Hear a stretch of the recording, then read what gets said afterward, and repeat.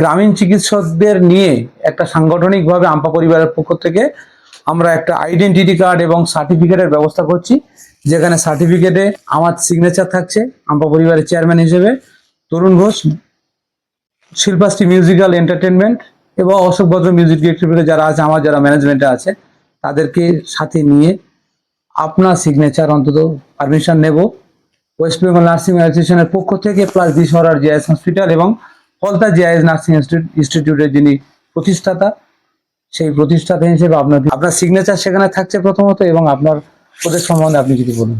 গ্রামীণ ডাক্তারবাবুর কৃতিত্ব কিন্তু সব থেকে বিরাট ভূমিকা। একটা ছেলে মানুষ করতে গেলে যেমন মায়ের প্রয়োজন হয়, কোনো মানুষ যদি অসুস্থতা হয়ে পড়েন, তার চিকিৎসা করতে গেলে প্রথম কিন্তু বলা যেতে পারে যে গ্রামীণ ডাক্তারবাবুর ভূমিকা হচ্ছে বিরাট। সেই জায়গায় আমার তরফ থেকে আমি বলবো 110% আমি মার্কস দেবো যে গ্রামীণ ডাক্তারের কৃতিত্ব বিরাট।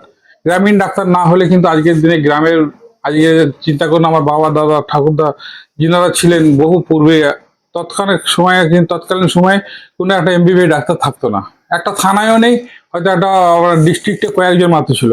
কিন্তু এই যে 24 পরগনা সাউথ চব্বিশ পরগনা এত বড় একটা ডিস্ট্রিক্টে এত মানুষের জনসংখ্যা, তখন আমার বাবা ঠাকুরদারা দেখেছি তৎকালীন সময়ে মানে গ্রামের ভগবান বলতে গেলে গ্রামীণ ডাক্তারবাবুরাই, উপরওয়ালা পরের স্থান গ্রামীণ ডাক্তারবাবুদের দেওয়া উচিত বা দিয়েছেন, বা আমরা এটাও দিই। তারপরে তো নার্সিংহোম হসপিটালে গেল, ডাক্তারবাবুরা বিভিন্ন জায়গায় গেল, বিভিন্ন চিকিৎসা করলো, সেটা হচ্ছে পরের ব্যাপার।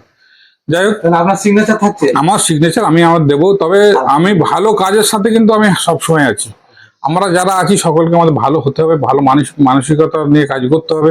সকল আগে আসলে মানুষ যদি, সমাজ যদি উপকার হয়, সেই জায়গায় সকলে থাকবেন, আমরা আছি, থাকবো, ভবিষ্যতেও থাকবো।